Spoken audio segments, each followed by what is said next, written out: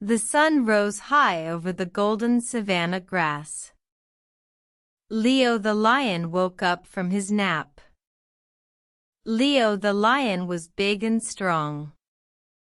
He had a beautiful golden mane around his face. That mane made Leo the lion look like a king.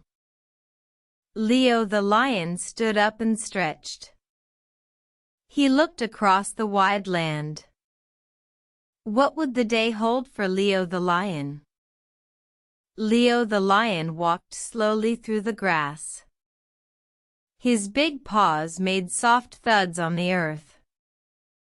Leo the lion was looking for food. He used his strong eyes to see far away.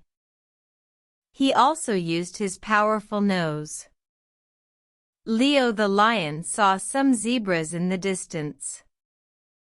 They were running fast. Today was not a good hunting day for Leo the lion. That was okay. Leo the lion knew he would find food another time. He felt a bit thirsty. Leo the lion walked towards the waterhole. Other animals were there drinking carefully. They gave space to Leo the lion. Leo the lion lowered his head to drink the cool water.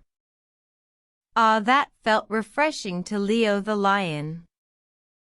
After drinking, Leo the lion felt like speaking.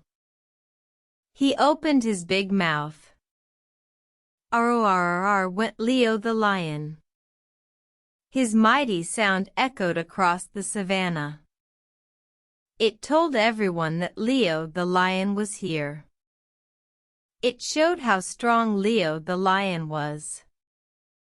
His roar could be heard very, very far away. Other lions nearby might hear him. Leo the lion felt proud after his big roar. He decided to find a shady spot. Time for another nap, thought Leo the lion. Under a tall acacia tree, Leo the lion rested. The king of the savanna was peaceful today.